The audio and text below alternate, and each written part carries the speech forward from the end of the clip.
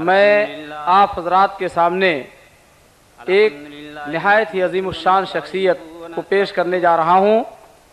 وہ شخصیت Siddharth Nagar U P سے تعلق رکھتی ہے، اور ہندوستان سے جن ابتدائی لوگوں نے مدینہ یونیورسٹی میں جا کر کے تعلیم حاصل کی، انہی لوگوں میں سے سب سے پہلے جانے والے لوگوں میں سے وہ ہیں بزرگ عالم دین، اور لگ بھگ 30 سال سے جامعہ سلفیہ میں تدریسی خدمات انجام دینے والے ہم سب کے استاد، میری مراد ہے جناب حضرت مولانا عبدالسلام صاحب مدنی حفظہ اللہ سے میں درخواست کروں گا نہایت ادب و احترام کے ساتھ استاد محترم جناب مولانا عبدالسلام صاحب مدنی سے کہ آپ تشریف لائیں اور خطاب فرمائیں۔ محمد صلی اللہ علیہ وسلم وشر الامور محدثاتها وكل محدثة بدعة وكل بدعة ضلالة وكل ضلالة في النار۔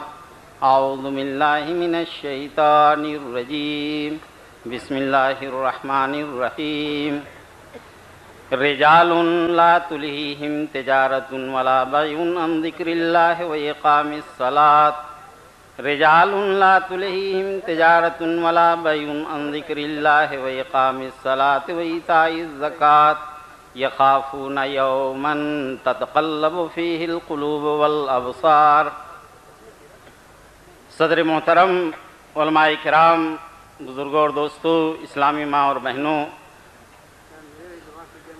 امت مسلمہ کا اجماعی مسئلہ ہے، عقیدہ ہے کہ عقائد کے باب میں 6 چیزیں بنیادی جن پر یقین رکھنا: ان تؤمن باللہ و ملائکتہ و کتبہ و رسلہ والیوم الآخر والقدر خیرہ و شرہ۔ ان 6 باتوں میں یوم آخرت پر یقین، اس کا عقیدہ، اس کا اذعان۔ یوم آخر سے مراد موت سے لے کر کے اور اس کے جملہ مراحل، برزخی زندگی قبر کی، حشر و نشر اور جنت جہنم میں جانا، یوم آخر پر ایمان لانے کا سے یہ مراد، اس پر یقین ضروری ہے۔ یہی بنیادی عقیدہ ہے جس کے ہوتے ہوئے آدمی ہر کار خیر کو بآسانی کر سکتا ہے اور ہر برائی سے اپنے آپ کو بچا سکتا ہے، جب وہاں کی جواب دہی کی فکر ہو، یوم آخرت کی فکر ہو۔ میں نے سورہ نور کی آیت کریمہ تلاوت کی ہے، جسے اللہ نے ذکر کیا ہے کہ مسجدوں کے آباد کرنے والے کون ہوتے ہیں۔ رجال، ایسے افراد ہوتے ہیں، لا تلہیہم تجارت ولا بیع عن ذکر اللہ، جنہیں تجارت اور بیع و تجارت، بیع و شراء ہم ایک معنی میں لیتے ہیں۔ جو سامان آدمی کہیں سے لا کر کے بیچے اسے تجارت کہتے ہیں، اور اپنی جگہ پر بیچے اس کو بیع کہتے ہیں۔ مفسرین نے معنی کیا ہے تو قد کاوش والی بیع شراء اور کم محنت جس میں ہے بیع شراء، یہ آدمی کو نماز سے زیادہ غافل کرنے والی چیز ہوتی ہے۔ اذان ہو چکی ہے، ایک گاہک آ گیا، اس نے مال دکھانے کو کہا دیا ہے، اب آدمی نماز کو مؤخر کرے کہ یہ سودا کرے؟ اور دوسری چیزوں میں کہا آدمی اپنا ذاتی کام کر رہا ہے، وہ چھوڑ کر کے نماز پڑھ سکتا ہے۔ تو رجال لا تلہیہم تجارت ولا بیع عن ذکر اللہ، اللہ کی یاد سے، وہ اقام الصلاۃ اور نماز کے قائم کرنے سے، وہ ایتاء الزکوٰۃ، زکوٰۃ کی ادائیگی سے انہیں غافل نہیں کر پاتی۔ وجہ کیا ہے؟ یخافون یومن، ایک دن کا خوف ہے ان کو، ایک دن کا ڈر ہے انہیں، تتقلب فیہ القلوب والابصار، جس میں دل یہ اچھلیں گے، نگاہیں خیرہ ہو جائیں گی، اس دن کا خوف ہے۔ اس لیے بھلائی کے کاموں سے، زکوٰۃ کی ادائیگی سے، بیع و شراء دنیا کمانا انہیں روک نہیں پاتا۔ وہاں کی فکر ہے، وہاں کا ڈر ہے، وہاں جانے کا کیونکہ انہیں عقیدہ ہے، وہ جانتے ہیں یہ دنیا فانی ہے، یہ آخرت کی تیاری کے لیے دی گئی ہے۔ الدنیا مزرعۃ الآخرہ، یہ آخرت کے کمانے کا یہ ذریعہ ہے، وہاں کے لیے قد و کاوش ہے۔ یہ یقین جس کے اندر پیدا ہو گیا، دنیا کا کوئی نگراں، کوئی محافظ آدمیوں پر کنٹرول نہیں کر سکتا۔ دنیا کے اتنے جیل خانے آباد ہیں، سزائیں ہوتی ہیں، کیا سزاؤں سے لوگوں کی اصلاح ہو گئی؟ دل اور ضمیر کا انقلاب آتا ہے، دل و ضمیر کا عقیدہ جب بیدار ہوتا ہے تو آدمی ہر برائی سے اپنے آپ کو بچا سکتا ہے اور ہر نیکی کرنا اس کے لیے آسان ہو جاتا ہے۔ جب وہاں کی فکر ہو جائے، صحابہ کرام کے دل میں، مسلمانوں کے قلب و ضمیر میں وہاں کی فکر، وہیں کے لیے آئے ہیں، اسی کی تیاری کے لیے ہمہ وقت یہ دامن گے، وہ سوچتے ہیں کوئی نہیں دیکھتا تو اللہ کے ہاں تو ہمیں جانا۔ سورہ دہر میں اللہ نے نیک لوگوں کے صفات بیان کیے، وہ یتیمون الطعام علی حبہ، کھانا کھلاتے ہیں یتیموں، مسکینوں، اسیروں کو۔ لا نرید منکم جزاء ولا شکورا، ہم بدلہ نہیں چاہتے۔ انا نخاف من ربنا یوما عبوسا قمطریرا، ایک طویل شدید دن کا ہمیں ڈر ہے۔ فوقاہم اللہ شر ذلک اليوم، اس دن سے ایسے لوگوں کو اللہ ان شر سے بچائے گا۔ وہاں کی فکر ہے۔ اس دن کا نقشہ سورہ حج میں کھینچا گیا، یوم ترونہا تذہل کل مرضیۃ عما ارضعت وتضع کل ذات حمل حملہا وتری الناس سکارا وما ہم بسکارا ولکن عذاب اللہ شدید۔ اے نبی، آپ دیکھیں گے کہ اس دن، قیامت کے دن، اگر کوئی حمل والی عورت ہو تو حمل گر جائے، حمل فی قرار مکین ٹھہرتا، مضبوط جگہ میں حمل ٹھہرتا ہے۔ قیامت کی ہولناکی ایسی شدید ہوگی، یوم ترونہا تذہل کل مرضیۃ عما ارضعت، ہر دودھ پلانے والی اپنے بچے کو فراموش کر دے گی، اپنے لخت جگر کو، اگر بچے وہاں ہوں، اگر حمل وہاں ہو۔ وتری الناس سکارا، اس دن لوگوں کو بدمست آپ دیکھیں گے، وما ہم بسکارا، شراب کے نشے سے بدمست نہیں ہوں گے، ولکن عذاب اللہ شدید۔ اس دن کا نقشہ کہیں یوں کھینچا گیا، یوم یفر المرء من اخیہ وامہ وابیہ وصاحبتہ وبنیہ لکل امرئ منہم یومئذ شأن یغنیہ۔ وہ دن وہ ہوگا کہ آدمی اپنوں سے بھاگے گا۔ اس دنیا میں جب مصیبتیں پڑتی ہیں تو آدمی اپنوں میں جاتا ہے۔ گجرات میں کچھ بیماریاں پھیلی، وہ یو پی کے رہنے والے، بہار بنگال کے رہنے والے بھاگ کر کے گھر چلے گئے۔ بمبئی میں کوئی بات ہوئی، گھر جانا چاہتے ہیں۔ کسی ملک میں کوئی بات ہوئی، اپنے ملک لوٹنا آدمی چاہتا، اپنوں میں جانا چاہتا ہے۔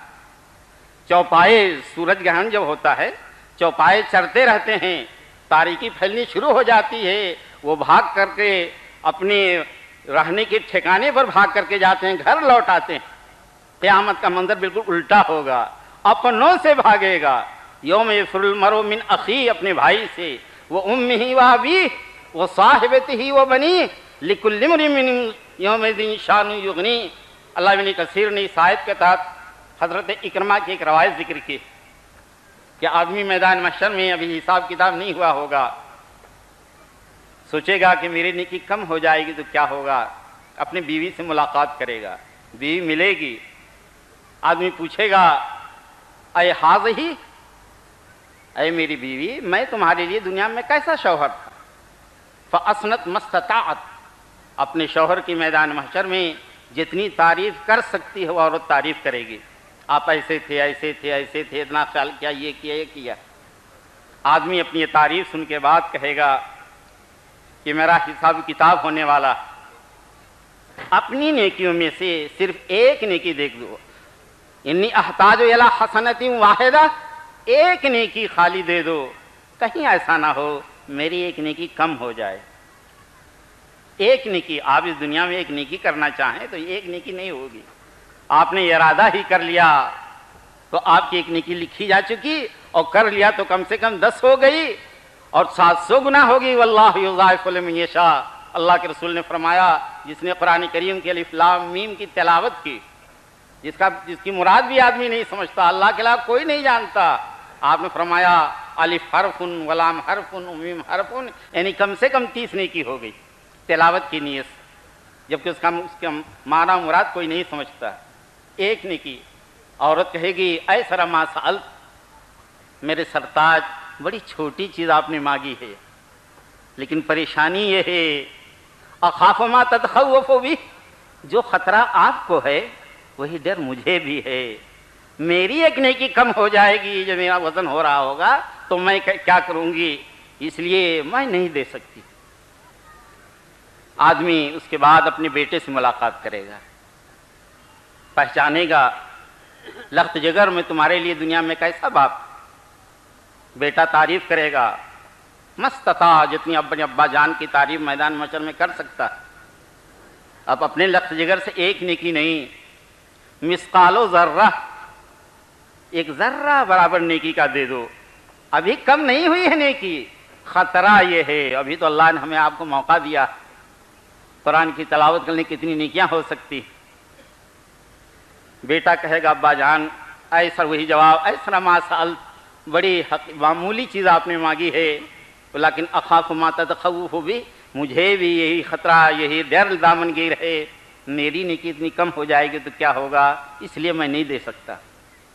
اور اس پر حضرت اکرمہ نے اس آیت کی تلاوت فرمائی، یوم یفر المرء من اخیہ وامہ وابیہ وصاحبتہ وبنیہ لکل امرئ منہم یومئذ شأن یغنیہ. اور یہی نہیں، اگر آدمی مجرم ہو گیا تو آدمی چاہے گا ہم بچ جائیں، ہمارے بدلے میں جھونک دیے جائیں. یود المجرم لو یفتدی من عذاب یومئذ ببنیہ وصاحبتہ واخیہ وفصیلتہ التی تؤویہ ومن فی الارض جمیعا ثم انجیہ.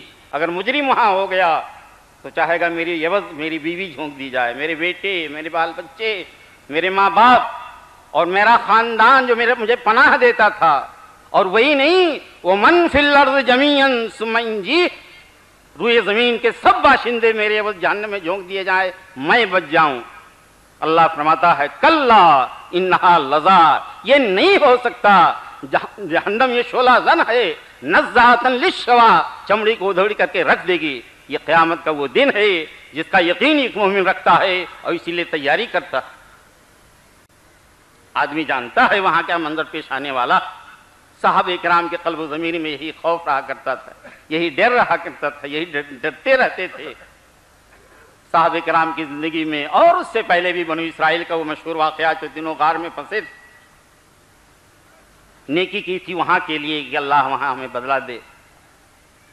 اس مقصد سے نہیں جب نیکی کی تھی، اللہ سے درخواست کریں گے الہ اگر میں نے یہ نیکی تیرے رضوان کے لیے کی تھی، تیری رضامندی کے لیے کی تھی، تو اس کے واسطے اور وسیلے سے سوال کرتے ہیں اس چٹان کو ہم سے ہٹا دے. وہاں کے لیے ہم نے تیاری کے لیے کی تھی. اگر میں اپنے مقصد میں کامیاب ہوا ہوں تو تو جانتا ہے. اب دنیا میں مجھے اس کی ضرورت پڑ گئی، یہ اپنے اعمال خیر کا وسیلے کی بات آپ کرتے ہیں. یہ واقعہ ہر مسلمان پڑھے لکھے کو مضمون تو ضرور یاد ہے، پھر بھی وسیلے کی بحث میں الجھتے ہیں، صحیحین کی روایت سے صحیح عقیدہ نہیں سیکھ پاتے. واللہ اللہ جسے چاہتا ہے ہدایت دیتا. وہ چٹان کچھ سرکی، کچھ ہٹی اور اس کے بعد نکل آتے ہیں. لیکن ہر ایک کہتے ہیں الہ اگر میں نے تیری رضوان کے لیے کام کیا ہے تو اس کے واسطے سے سوال کرتے ہیں، اس کے وسیلے سے چٹان کو ہٹا دے. وہاں کے رضوان کے لیے آدمی کام کرتا ہے. حضرت عمر بن الخطاب رضی اللہ عنہ جب آخری وقت آیا تو انہوں نے اپنے بیٹے سے کہا لخت جگہ وہ چھرا گھوم دیا گیا تھا. اور ان کی پوری زندگی اور تمام صحابہ کرام کی پوری زندگی آخرت کی فکر ہی کوئی تو تھی. خلیفہ ہوتے ہوئے گشت لگانے کی کتنی واقعات. حضرت ابو طلحہ سے کہا یہ قافلہ ٹھہرا تھا مدینے کے باہر. تاریخ عمر بن الخطاب آپ دیکھیں گے بہت سے واقعات. حضرت عبد الرحمن سے کہا عبد الرحمن وہ قافلہ باہر ٹھہرا ہے، اس کی پاسبانی کے لیے جہاں سے خطرہ ہو سکتا ہے وہاں چل کر کے رہیں تاکہ اس پر کہیں سے چور چوری ووری کرنے والے نہ کر سکیں. کہ رات کی آرام کو چھوڑ کر کے کس نے کہا تھا، جنت کی بشارت تو نبی کے زمانے میں پا چکے. وہاں گئے دونوں آدمی نے کہا کہ لاؤ یہاں نفلی نماز پڑھیں. نماز شروع کر دی. حضرت عمر بن الخطاب نے تھوڑی دیر کے بعد دیکھا کہ خیمے سے ایک بچے کی رونے کی آواز آتی. کچھ رکعتیں پڑھ کر کے قریب گئے اور کہا اے عورت تیرا بچہ روتا ہے، اس کا خیال کر. یہ کہا کر کے چلے آئے، پھر نماز میں مشغول ہو گئے. آپ تصور کیجئے ایسا بچہ جس کو دودھ چھڑایا جا رہا ہو وہ کیسے بے بسی اور آہ سے روتا ہے. اگر آپ کا بچہ کبھی رویا ہوگا اندازہ کیا ہوتا آپ سمجھ سکتے ہیں. اپنی بیویوں سے پوچھ سکتے ہیں کہ آہ بچہ دودھ کا خوگر ہو چکا، فطام کا زمانہ ہے، دودھ چھڑایا جا رہا ہے. وہ تکلیف بچے ہی جان سکتے ہیں، آپ زیادہ رونے سے کچھ اندازہ کر سکتے ہیں. پھر رونا شروع کیا. حضرت الخطاب گئے اور کچھ سخت کہا تو بہت بری عورت ہے اور بچے کو رلا ہی رہی ہے، بچے کو خیال کر۔ پھر چلے آئے، نماز میں مشغول ہو گئے۔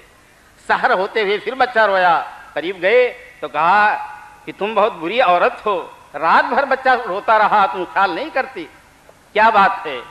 وہ کہتی ہے میں اسے دودھ چھڑا رہی ہوں اس لیے یہ رو رہا ہے۔ کیوں تو چھڑا رہی ہو؟ کہا اس لیے میں یہ کم لہو، کتنے سال کا بچہ ہے؟ کہا کہ سال نہیں، قضا قضا اشہر، ابھی اتنے مہینے کا بچہ ہے۔ کہا اللہ کی بندی کیوں جلدی کرتی ہو اتنا پہلے دودھ چھڑانے کی؟ گویا کہ قرآن میں حولین کاملین لمن ادا یتیم الرضاع، ابھی چند مہینے کے بچے کو دودھ چھڑا رہی ہو، یہ ماں ہو کر ایسا دودھ کیوں چھڑا رہی ہو؟ کہا اس لیے چھڑا رہی ہوں کہ امیر المومنین عمر بن الخطاب اس وقت تک بیت المال سے وظیفہ نہیں متعین کریں گے جب تک کہ فطیم بچہ رضاعت چھوڑ نہ دے۔ حضرت عمر بن الخطاب رضی اللہ عنہ کانپ اٹھے، سحر کا وقت تھا، آئے، نماز خود پڑھاتے تھے، فجر کی نماز میں کھڑے ہوئے، راوی کہتے ہیں لم یستبن، آپ کی قرت اس دن شدت بکا، دل کے ہیجان، دل کی کیفیت کی وجہ سے صاف قرت نہیں کر پاتے تھے۔ نماز سے فارغ ہوئے تو کہتے ہیں بوسن لعمر کم قتل من اولاد المسلمین، خرابی ہو عمر بن الخطاب کو، کتنا مسلمان بچوں، معصوم بچوں کو اس نے جان لی ہے۔ یعنی فطام کا زمانہ، دودھ چھڑانے کا زمانہ جب کہ نہیں ہوتا ہے، وظیفے کے لیے جو قید لگا دی ہے، اس لیے کتنے ستائے گئے ہیں، اور اعلان کرتے ہیں کہ اس کے بعد جو بھی بچہ مسلمان کا پیدا ہوگا بیت المال سے وظیفہ جاری ہو جائے گا۔ یہ فکر عمر بن الخطاب رضی اللہ عنہ کو وہاں کی تیاری کی، میری وجہ سے کتنے بچے بلکے ہیں۔ یہی عمر بن الخطاب رضی اللہ عنہ ہیں، حضرت اسلم کو لے کر کے نکلے اور باہر دیکھا خیمہ لگا ہوا ہے، ایک بدوی آدمی باہر بیٹھا ہوا، خیمے کے اندر وہ کراہنے کی آواز، سلام کیا، پوچھا یہ کراہنے کی آواز کیا ہے؟ اجنبی آدمی نے کہا آپ اپنا راستہ لیجئے۔ کہا بتاؤ تو شاید کچھ میں مدد کر سکوں۔ کہا میری بیوی درد ذہن میں مبتلا ہو گئی ہے، مدینہ پہنچ نہیں سکا، یہ کیفیت ہے۔ کہا کوئی مددگار ہے؟ کہا کوئی نہیں۔ اسلم کہتے ہیں حضرت عمر بن الخطاب رضی اللہ عنہ فوراً واپس آئے، اپنی بیوی حضرت ام کلثوم جو حضرت علی کی بیٹی ہیں ان کو بیدار کیا۔ رات کی تاریکی میں وہاں کی فکر ہے، زبردستی نہیں، کہتے ہیں عمر بن الخطاب رضی اللہ عنہ کیا نیکی کمانے کا تمہارا دل چاہتا ہے؟ اللہ نے تمہیں نیکی کمانے کا موقع دیا ہے، ایسی بات ہے کہ جب یہاں عورت کے یہاں ولادت ہو چکی ہے، کوئی مونس و غمخوار نہیں، تم ولادت میں مدد کے لیے چل سکتی ہو تو انتظام کر کے چلو۔ تیار کر کے لے گئے، پہنچے، بیوی کو اندر جانے کو کہا، اپنا اس کے بدوی کے ساتھ بیٹھ گئے، کچھ حریرہ جیسی چیز تیار کی، ولادت ہوئی۔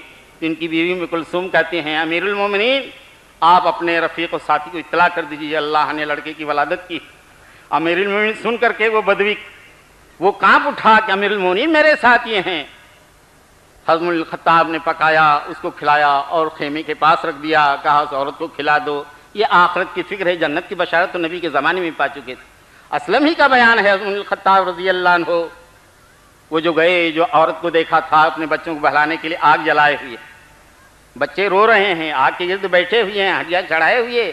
کہا یہ کیا بات ہے؟ کہا کھانے پینے کا کوئی سامان نہیں۔ عورت کہتی ہے اور اللہ خبر لے عمر بن الخطاب کی، امیر المومنین کی۔ حضرت عمر بن الخطاب نے کہا کہ امیر المومنین کو کیا خبر تم کس حالت میں ہو؟ کہا ہمارے ولی ہیں، ہمارے ذمہ دار ہیں، اور ان کو خبر نہیں، انہوں نے ذمہ داری قبول کی ہے۔ اسی لیے گاندھی جی نے شاید کہا تھا تمہیں حکومت چلانے کا ڈھنگ سیکھنا ہے، تم عمر بن الخطاب بکر صدیق کی سیرت سے سیکھو۔ کہا ذمہ داری کیوں قبول کی ہے؟ وہ بدوی عورت جانتی ہے ووٹ کس کو دینا چاہیے، ووٹ کس کو دینا چاہیے وہ زیادہ جانتی ہے۔ وہ عربی کا مقولہ ہے سید القوم خادمہم، قوم کا سردار وہی ہوتا ہے جو قوم کا خادم ہوا کرتا ہے۔ سیادت رتبے ہی کا نام نہیں، وہ ذمہ داریوں کا بوجھ ہے۔ کہا انہوں نے قیادت قبول کی۔ بعض راتوں کا بیان، بکریاں چرواہے سے کہنے جاتی ہیں کہ مجھے پانی پلائیے، چرواہا خود انتظام کرتا ہے، وہ راعی ہے۔ اس وقت پانی پلانے کا وقت ہے، اس وقت چارے کا انتظام ہے، آرام کا وقت ہے۔ حضرت امیر المومنین کہتے ہیں اسلم کہتے ہیں کہ جلد عمر بن الخطاب پلٹے، یو ہر ویلو دوڑتے ہوئے آئے، گودام کھلوایا، سامان لیا، بوری تیار کر لی۔ اسلم سے کہا کہ میرے پشت پر لاد دو۔ امیر المومنین جنتی انسان جنہیں اللہ کے رسول نے اپنے حیات مبارکہ میں عمر فی الجنہ کہہ چکے تھے۔ میرے کندھے پر اسلم کہتے ہیں آپ کے غلام، آقا میں اسی کام کے لیے تو ہوں، وہاں کی فکر ہے۔ اسلم یہ بتاؤ میدان محشر میں میرے گناہوں کا بوجھ تم اٹھا سکو گے؟ جنت کی بشارت کے باوجود وہاں کی فکر ہے، اس لیے اس رات سے اپنے پشت پر لدایا، قلی کی طرح ہر ویلو دوڑتے ہوئے گئے، ہانڈی کو صاف کیا، چولہا جلایا، اس میں کچھ ڈالا اور تیار کیا حریرے جیسی چیز، اور جب تیار ہو گیا تو ایک صحن منگا کر کے اس میں دیا۔ حضرت عمر بن الخطاب نے کہا انا ابسطہ، میں اسے پھیلاتا ہوں۔ ماؤں کو آپ نے دیکھا ہوگا، اگر آپ نے ماں کا زمانہ پایا ہوگا، آپ کو جلدی، آپ کے بھائی کو جلدی، آپ کے بیٹے کو جلدی، تو مائیں اس کو اس کی تیزی ختم کریں، حرارت کم کرنے کے لیے کہ کھانے کے لائق ہو جائے، اسے پھیلا دیتی ہیں کہ جلد اس کی گرمی تمازت ختم ہو جائے، کھانے کے لائق ہو جائے۔ ہم خطاب پھیلاتے تھے اور پھر اسلم وغیرہ یہ کھلاتے تھے۔ جب شکم سیر بچے ہو گئے، اسلم کہتے ہیں آپ پلٹے، ابھی بتایا نہیں میں کون ہوں، جب پلٹے تو تھوڑی دور آ کر کے بیٹھ گئے۔ اسلم نے کہا کہ رات زیادہ ہو چکی ہے، چلے آرام کریں۔ حضرت عمر الخطاب نے کہا، کچھ بولے نہیں، کچھ دیر بیٹھے رہے، بچے کھیلتے کھالتے رہے کچھ دیر تک، اس کے بعد سو گئے۔ تب کہا اسلم چلو، میں آیا تھا تو ان بچوں کو روتے ہوئے دیکھا تھا، میرا دل یہ نہیں چاہتا تھا ان کے کھانے کے انتظام کر کے ایسے چلا جاؤں، ان کو خوش دیکھنا چاہتا تھا، اب مجھے اطمینان ہو گیا۔ یہ آخرت کی تیاری کی فکر تھی۔ عمر الخطاب کو جو نیزہ لگا، اپنے بیٹے حضرت عبداللہ بن عمر سے کہا بیٹے جاؤ حضرت عائشہ ایک تو حساب لگاؤ میرے ذمے بیت المال کے کتنا قرض۔ بخاری کے روایت کے مطابق 83 سے لے کر 89,000 درہم کا قرض آپ کے ذمے۔ یہ وہ تھا جو آپ حج پر تشریف لے جاتے، گورنروں سے ملاقات کرتے، وہاں کے معاملات بھی معلوم کرتے تھے، لیکن سب اپنے کھاتے میں رکھا تھا۔ کہا بیٹے اس کے لیے انتظام یہ کرنا، میری جائیداد بیچ ڈالنا، اور ایک اہم کام یہ ہے جاؤ حضرت عائشہ صدیقہ رضی اللہ عنہا کے پاس میرا سلام کہو۔ بخاری شریف کی روایت، ولا تقل امیر المومنین، عمر بن الخطاب کہنا، امیر المومنین نہ کہنا، اب اصلاح نہیں پھر پھٹکا، یہاں تو دنیا استعمال کرتے ہے سابق صدر جمہوریہ، یعنی اس پوسٹ سے ہٹ چکے ہیں تب بھی سابق صدر جمہوریہ چلا کرتا ہے۔ حضرت عمر بن الخطاب ابھی زندہ با حیات ہیں کہ امیر المومنین چنا نہیں گیا، لیکن اب اس کام کے کہتے ہیں بخاری کی روایت امیر المومنین نہ کہنا، یہ بخاری شریف کے الفاظ۔ اب میں لوگوں کے امیر المومنین نہیں رہ گیا، اب ذمہ داری نہیں سنبھال سکتا۔ عمر بن الخطاب کا سلام کہنا، اور کہنا وہ چاہتے ہیں اگر اجازت دیں تو ان کے حجر مبارک میں میں جب اللہ کو پیارا ہو جاؤں تو میری قبر بن جائے حضرت ابوبکر صدیق رضی اللہ عنہ کے بغل میں، یہ میری دلی چاہت ہے، ان کی اجازت۔ مسلمان تو کسی کی زمین پر قبر بھی بنانا نہیں گوارا کرتا، کہ جائے کہ اپنی عبادت گاہ کسی دوسری زمین پر بنا دے۔ مقصوبہ زمین پر مسجد بنانے میں نماز جائز نہیں، غصب شدہ زمین پر نماز جائز نہیں، مسلمان یہ نہیں کر سکتا۔ یہ دین رحمت آپ کی یہ کانفرنس ہے، خوش نصیب ہیں آپ نے کیا عنوان پسند کیا ہے، دین رحمت۔ حقیقت میں یہ دین رحمت ہے۔ ہمیں اور آپ کو دنیا کہتی ہے یہ ایسے ہیں ویسے ہیں، یہ تو ایسے کہتے ہیں، ان کے ہاں جہاد کی آیت ہے، کس کی آیت ہے؟ ان بھائیوں سے کہیے، آہوزاری سے کہیے، ذرا سورہ ممتحنہ کی آیت مبارکہ تو پڑھ لیجئے۔ لا ينهاكم الله عن الذين لم يقاتلوكم ولم يخرجوكم من ديارهم ان تبروهم وتقسطوا اليهم ان الله يحب المقسطين۔ ان لوگوں کے ساتھ اللہ تمہیں بر کا سلوک کرنے سے، احسان کرنے سے، عدل سے نہیں روکتا، جنہوں نے تمہیں نہ گھروں سے نکالا ہے نہ تم سے قتال کیا ہے، ان تبروهم، ان کے ساتھ بر کا سلوک کرو۔ یہ کافروں مشرکوں کے سلسلے میں قرآن مجید یہ رب العالمین کا کلام ہے۔ لو کان من عند غیر اللہ لوجدوا فیہ اختلافا کثیرا، کوئی اختلاف نہیں ہے۔ سورہ ممتحنہ کی آیت مبارکہ ہے، آپ کھول کر دیکھیے، اپنے وطنی بھائیوں کی دکھائیے، ہماری اسلام میں ہدایت کسی کی گئی۔ قرآن نے کہا ان جنحوا للسلم فاجنح لها، صلح پر کوئی لڑنے والا انسان آمادہ ہو جائے تم صلح کر لو۔ اسلام نے کہا لا یجرمنکم شنآن قوم علی الا تعدلوا اعدلوا هو اقرب للتقوی، کسی قوم کی دشمنی یا دعوت تمہیں عدل انصاف کا دامن چھوڑنے سے باز نہ رکھے۔ اسلام نے تو کہا کہ کسی پڑوسی کا تم پر حق ہے کون سا پڑوسی ہے؟ وہ مسلمان نہیں، جارہو جس کا پڑوسی بھوکا سوئے وہ آسودہ ہو کر کے رہے۔ اسلام یقین یہ دین رحمت ہے، رحمت للعالمین بنا کر کے اللہ کے رسول بھیجے گئے تھے۔ اسلام کو بدنام کرنے والے، اسلام کا ناقص مطالعہ کرنے والے، جہاد کا معنی خالی تلوار کا لیا جاتا ہے، بذل الجہد کہتے ہیں جہاد کو۔ قرآن نے فرمایا گیا والذین جاہدوا فینا لنہدینہم سبلنا، جس نے جہاد کیا ہم اپنے راستے کی ہدایت دیں گے۔ اللہ فرماتا ہے تو کیا میدان قتال میں جو تلوار اٹھائیں گے انہیں کی ہدایت ملے گی اور بقیہ لوگ ہدایت سے محروم ہیں؟ حدیث شریف میں فرمایا گیا، ایک صحابی آئے کہ اللہ کے رسول میں جہاد میں میرا نام لکھ گیا تھا، آپ نے پوچھا احین والدات، تمہارے والدین زندہ ہے؟ کہا ہاں، کہا ففیہما فجاہد، تو کیا تلوار لو کر ماں باپ کو مارو؟ کیا معنی جہاد کا لے رہے ہیں؟ جہاد ایک شرعی لفظ ہے، اس کا ایک معنی ہے، اس کا ایک مفہوم ہے شریعت میں۔ اسلامی دین و رحمت ہے۔ سورہ ممتحنہ کی آیت مبارکہ بہت سے کم ہمارے پڑھے لکھے لوگوں کو بھی نہیں یاد رہتے۔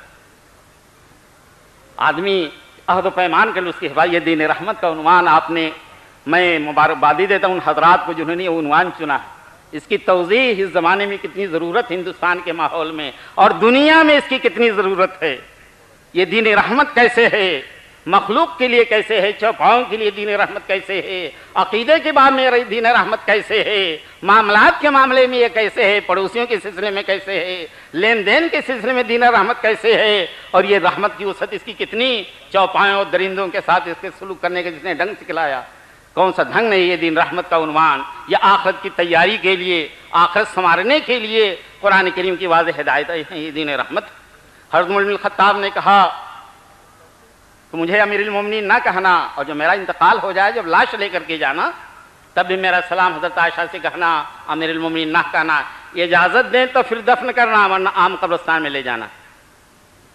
جیسے جیتے جی اجازت دے دی ہو آدمی نے، اب رائے بدل گئی ہو تب بھی کہنا۔ بخاری شریف کی روایت، حساب کر لینا، اتنا حساب ہوا، میرے مال سے میری جائیداد بیچ کر کے سب ادا کر دینا، اور لخت جگر اگر میری جائیداد دینے پر بھی میرا قرض ادا نہ ہو تو پورے بنی عدی میرے خاندان سے چندہ کرنا، وہاں سے بھی جنتی انسان کے لیے چندہ۔ آخرت کی ذمہ داری میں نے خرچ کیا، میں ذمہ دار۔ آپ تو کہتے ہیں جس نے کیا وہ ان سے جائیے، ان سے ہم کیا، ہم تو چلے جائیں گے، ہم نے کیا ہے۔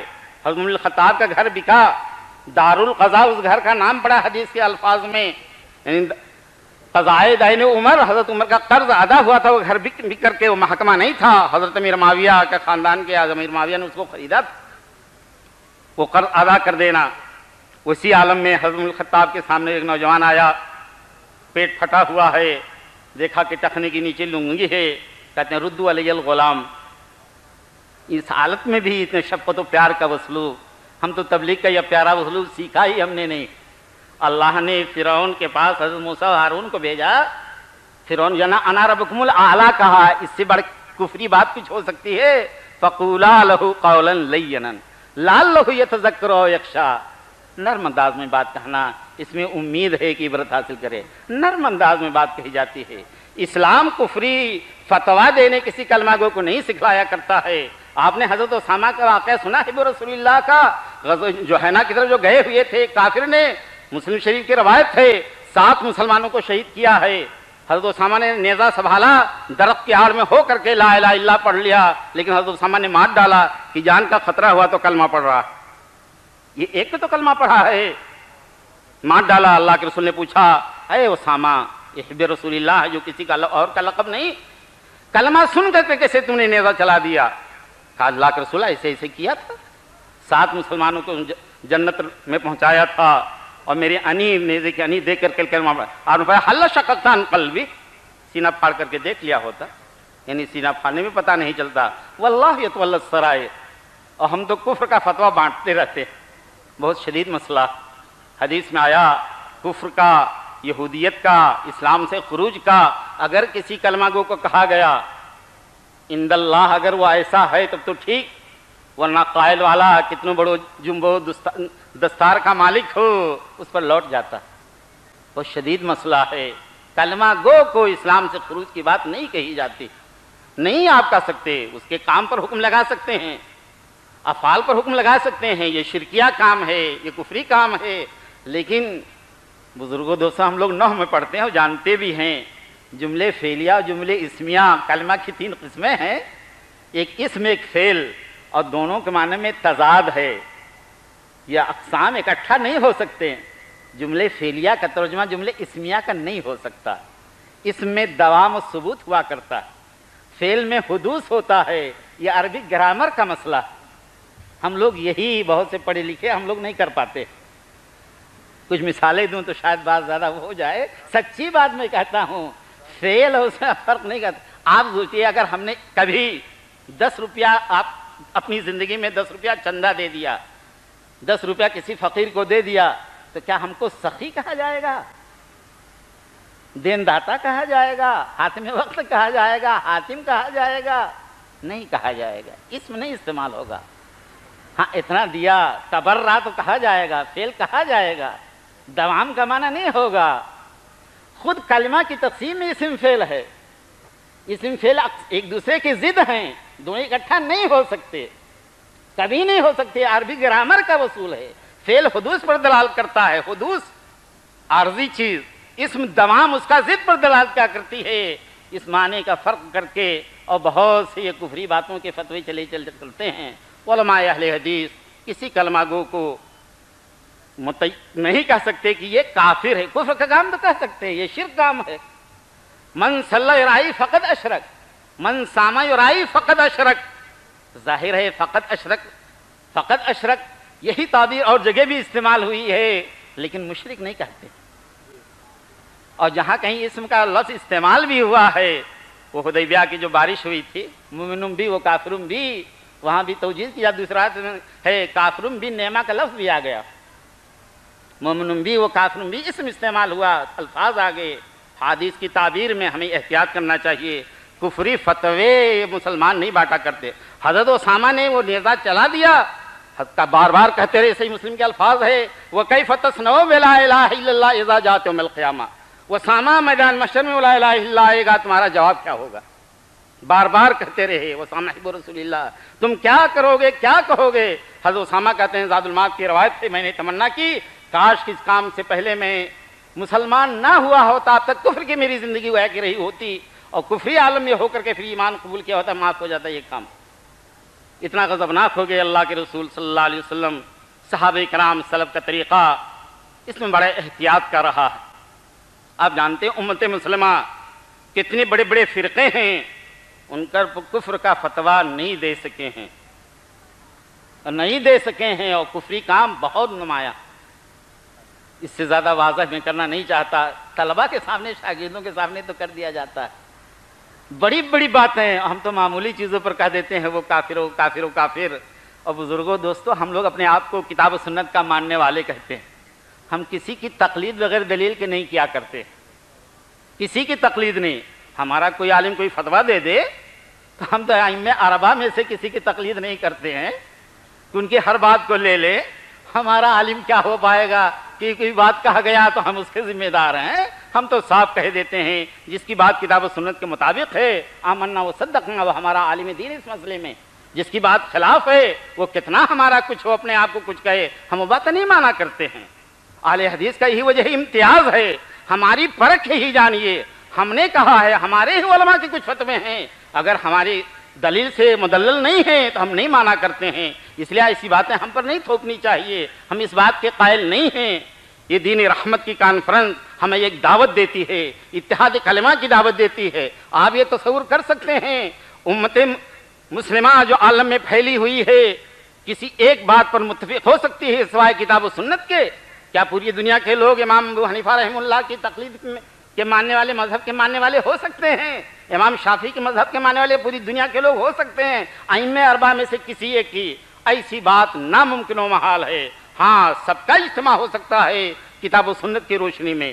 کتاب اللہ پر سب کا ایمان ہے، سنت رسول پر سب کا ایمان ہے، اور دلائل سے جن کی بات اس میں اختلاف کی بھی ایک حلقے ایک حد تک ہوتے ہیں۔ مسائل میں علماء کرام کی خلوص کے بعد مسلم ہوا ہے۔ یہ دین رحمت کی کانفرنس ہمیں یہی دعوت دیتی ہے، اتحاد ملت کی، اتحاد کلمہ کی۔ معاشرے کے حالات کے پیش نظر ہندوستان کے مسلمانوں کو بھی یہ کانفرنس یہ دعوت دے گی اور ضرور دیتی ہے کہ ہم اپنے مقاصد کے لیے، جائز مقاصد کے لیے اپنے ہم وطن بھائیوں کو بھی ملائیں۔ حضرت عمر بن الخطاب نے تلقین کی تھی، بیٹے میری جائیداد بیٹے کے ادا کرنا وہاں کی فکر تھی۔ وہ عمر بن الخطاب رضی اللہ عنہ کا واقعہ، وہ جب گزرے وہ پانی ملانے والا واقعہ، بچی کی شادی نہیں ہوئی تھی، نوجوان دوستو ابھی شادی نہیں ہوئی تھی، اماں نے لاکھ سمجھایا، کہا اماں جان عمر بن الخطاب خلیفۃ المومنین کے سامنے تو ان کی اطاعت کریں اور پسے پشت ان کی مخالفت کے لیے مجھ سے نہیں ہو سکتا۔ وہ نہیں دیکھتے تو رب العالمین دیکھا میں نہیں کرتے، ہزار سمجھایا، اماں ہم نے، وہ کیا جانتے تھے اس کا ثمرہ اللہ اسی دنیا میں مجھے دے گا اور جنتی انسان کی میں بہو بنا کر کے لے جائی جاؤں گی۔ غور سے اسلم سے کہا گھر دیکھ لو، صبح کو بلایا، معلوم ہے شادی شدہ نہیں ہے، اپنے بچوں کو بلایا اور کہا بتاؤ تم میں سے کون تیار شادی کرنے کے لیے؟ بلال رضی اللہ عنہ غالباً تھے، وہ تیار ہوئے۔ حضرت عمر نے یہاں کہا انہوں نے کہ میں جس عمر کو پہنچ چکا ہوں، لیسا بھی حرکا مجھے مطلب اس سلسلے میں کوئی رغبت نہیں ہے، اگر ایسی بات ہوتی شادی کا جذبہ کچھ ہوتا تو میں تمہیں اس بچی سے شادی کرنے کو ترجیح نہیں دیتا، میں خود اپنی بیوی بنا کر کے رکھتا، پھر اپنی بہو بنایا۔ بزرگوں دوستو، آخرت کی تیاری یہ ہمارا عقیدہ ہے، وہی فکر رہے گی تو آخرت کی تیاری ہم کر سکتے ہیں، ہر نیک کام کرنا ہمارے لیے آسان ہوگا۔ رب العالمین ہمارا عقیدہ پختہ کر دے، ہمیں دین رحمت کی اس کانفرنس سے صحیح اسلام کا درس سیکھنے والا بنا دے، اس کی اشاعت کرنے والا بنا دے، ملکی بھائیوں کے سامنے، وطنی بھائیوں کے سامنے، عالمی پیمانے پر ہم صحیح معنی میں اسلام کی بدنمائی کا ذریعہ تو اپنی کردار سے نہ بنیں، صحیح طور پر کتاب و سنت کے علمبردار ہوں، ان کے خادم ہوں۔ یہ اللہ ہم کے جو مریض ہونے شفا یاب فرما دے، مقروض لوگوں کے قرض ادا کرا دے، پریشان حال لوگوں کی پریشانیوں کو دور۔ رب العالمین ہمارا دل تیرے دو انگلیوں کے درمیان ہے، خیر کی طرف موڑ دے، ہدایت تیرے ہاتھ میں ہے۔ یہ اللہ تو نے ہمیں اب تک ہدایت دی توحید پر، خاتمہ بھی توحید پر ہو۔ اقول قولی ھذا واستغفر اللہ لی ولکم سائر المسلمین فاستغفروا انہ هو الغفور الرحیم وآخر دعوانا الحمد للہ رب العالمین وصلی اللہ علی النبی الکریم۔ والسلام علیکم ورحمۃ اللہ وبرکاتہ۔